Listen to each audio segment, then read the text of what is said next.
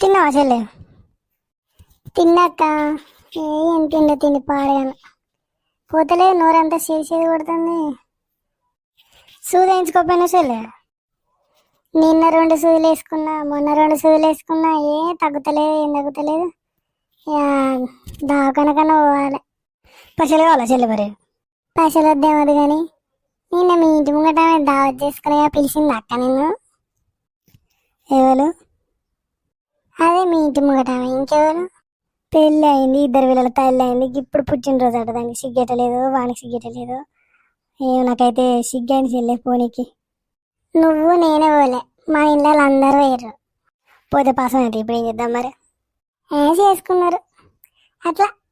వాళ్ళ సంబరాలు, వాళ్ళ వైభోగాలు అట్లుంటాయి. అవతల చేసుకుంటే ఎట్లా గులుగుదరక్క?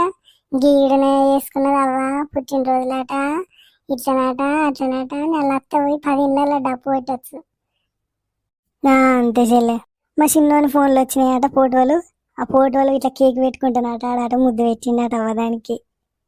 దాని అందం పదావరు నాకు చూపించి, అమ్మ అమ్మ ఇటు చూడ ఇటు చూడు, ఇంటి ముంగట అది నేను పుట్టినరోజు చేసుకుంది, అన్న చూడు ఎట్లా కేక్ పెట్టిండు అని చూపించి వాడు ఒకటి నవ్వడు. ఇక మీ బావ, నేను, ఇంకో కొడుకు ఒకటే నవ్వడు. పొరగాళ్ళకు టీవీలలో చూసి ఇప్పుడు చూసేసరికి నవ్వు వచ్చినట్టుంది కొడుకు.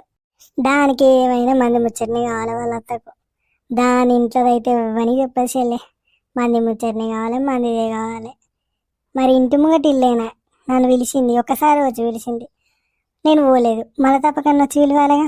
మన ఇళ్ళలో దేవతలు అయితేనేమో 3 సార్లు పోయి పిలవాలి అమ్మగారులను.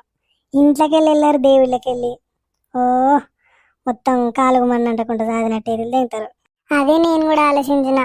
ఈ పెద్ద కొడుకు పోయిండట అంటుండు, పెద్దమ్మ కూడా రాలేదే, పెద్దమ్మ రాలే, నువ్వు రాలే, అందరు పోయిరు అని అంటాడు. నువ్వేమని అనుకున్నా చెల్లి, నాకైతే పొద్దుగాలే ఇంకా పుట్టినరోజులకు పోతున్నాను. బుడ్డపురాని పుట్టినరోజు అయితే పోతాం, ఎంత 5-10 అని చేతిలో పెడతాం, ఈ నచ్చెద్దలు వేసి వస్తాం.